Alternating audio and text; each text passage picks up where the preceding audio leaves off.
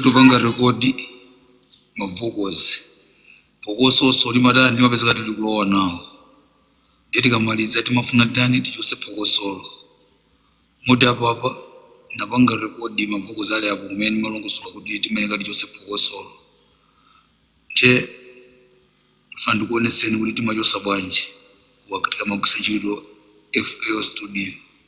Timabwera apa pamene kakuoneka ngati kawave kakang'onopa klika pamenepa tikubwera pa edit sample. Tikabwera pa edit sample timakatipasira Edison timakapanga click pamene palibe mawu apa pang'ono apa pamene padoti pali phokoso lokhalokha palibe mawu ena aliwonse. Tikatero timapita apa pamene pakuoneka ngati toothbrush tipanga right click. Tikapanga right click imatipulesa imkhali yatipasa noise profile. Tikatero timazapanga ujeni yonse highlight yonse ujeni yonse track yonse betapanga rekodi.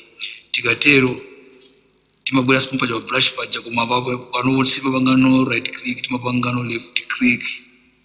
Tikapanga left click imatipasa ichimetu kuona box metabwera ndeti makapanga accept. Imatibweresera imatikati yasinta pandoti phokoso lija lachoka. Likachoka phokosoli timabwera apa pakuleka alo kali apa ndikuinyamula kuibweresa apa pamene palina kuti ipange replace ina ija. Ndio tikati timakauta chosa yoyamba ija yabwerapo ndi yachiwiri yopanda phokoso tikhoza kuisewera imene yopanda phokoso imveka yopanda phokoso imveka mosiyana ndi ina ija.